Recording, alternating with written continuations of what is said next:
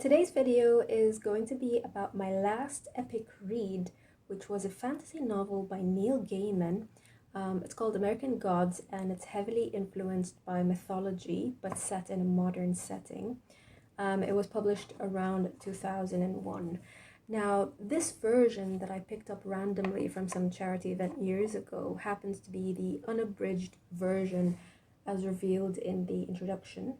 And although it's a pretty lengthy one, so much so that its sheer size may probably intimidate some people, I've always been fascinated by the creative process and even taken a liking to first drafts that I feel are just more raw and real because they haven't been polished yet. Although I haven't read the edited or shorter version, I'm pretty certain that it's different from this one because there were multiple points in the novel here where there were some scenes that just didn't seem to really add any significance to the plot line per se. I personally felt it was like the author was simply taking liberties to create whatever and just go where his creative flow took him without rhyme or reason. It kind of actually reminded me of, if you're familiar with like really lengthy anime series, of the fillers that they would insert in between some episodes that really had nothing to do with the plot line. I know it's a weird analogy, but nonetheless, does it detract from the brilliance of the whole novel? Only if you let it, I mean, like I said, I felt that he had every right to sort of like revel in such non sequitur kind of scenes just for the hell of it, because why not? I have to admit, though, that his painstakingly graphic style of writing that you just feel is very heightened in some especially disturbing scenes may not be everyone's cup of tea.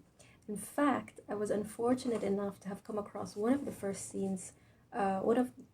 ones of those scenes while I was reading the book at the waiting room of a children's hospital, imagine. So yeah, that just felt so out of place and surreal for me. But again, that's just Gaiman's superpower. He writes in a way that is that like a graphic artist would depict things, with such a pixelated clarity of sight and emotion evoked. Now, getting to the book, my experience reading it is that as much as I tried to make sense of everything that was happening, it just eluded me to the point that I just quit trying, let go, and just enjoyed the ride. And I think that's an apt metaphor for the protagonist's journey, really, of all this weird random shit that's happening to him and around him, that once he just sort of like relinquishes control, resistance, and doubt, and just goes with the flow, then and only then does he begin to understand, only then he begins to believe, assimilate, mature, and grow. To put it in simple terms, the story begins with a character named Shadow who, having served just about 3 years in prison, is repentant, ready to go back home to his wife and just stay out of trouble forever. But of course, he is let out 3 days earlier because his wife dies in a car crash with his best friend. He's obviously numb and has all our sympathy, which is when he meets a mysterious con man who calls himself Wednesday. Shadow ends up reluctantly working for Wednesday as his bodyguard / errand boy. Now, as the novel progresses, Shadow accompanies Wednesday in all his road trips across the US, and we are introduced to a slew of characters who actually turn out to be gods from different pantheons and who are somewhat struggling to survive in the States. Shadow sees and encounters the strangest, wildest things in his dreams and in reality, to the point that he's simply catapulted into a permanent state of a suspension of disbelief. He basically finds himself stranded in the middle, in the brink of a war between the old gods and the new gods. Now, I think that Gaiman is extremely skilled at crafting or shaping these characters that are actually based on mythological gods and beings from a myriad of pantheons. So, for example, we have Ganesha the elephant god.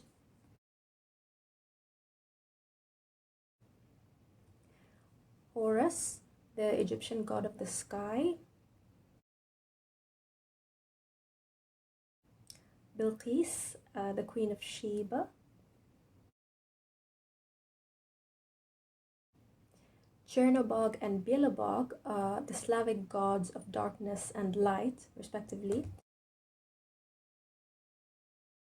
and many more. Then, of course, we have the new gods that Gaiman's created, like Media, the goddess of TV and pop culture, Technical Boy, the god of technology and the internet, who, funnily enough, is depicted as a fat, spoilt brat kind of adult child. And then there's the Black Hats, who actually resemble the Men in Black, if you're familiar with that movie. So yeah, it gets pretty rich, and the plot definitely thickens towards the middle and the end as the revelations dawn upon Shadow and he finally understands or stumbles upon the metaphorical last pieces of the jigsaw puzzle. Now, if I had anything to say about Shadow, his relatability, his character development, I'd say that yes, he may be easily perceived as a flat and dull character, but he does become a lot more compelling as the story unfolds. I think that maybe the reason why he is portrayed as such is to highlight the stark contrast between how dull and two-dimensional he is and how extraordinary and out of this world and three-dimensional the action that surrounds him is and which he is propelled into. In fact, his own dead wife tells him that although he's, the one technically alive among the two of them, it feels as though he's not alive, as if he's just, going through the motions, letting life happen to him. But again, as the events take place, we see Shadow as a decent human being who actually teaches us through his heroic actions the importance of loyalty and keeping one's word. Now, with reference to the gods, I noticed that one statement or idea that kept recurring throughout the novel multiple times was that America is not a good place for gods, for the old gods. I believe that in there lies a slightly indirect commentary, perhaps on where modern cultural values are headed, as we've become, such slaves to media, technology, the internet, pop culture, to the point that the old spiritual gods have lost their meaning to us and have thus become obsolete.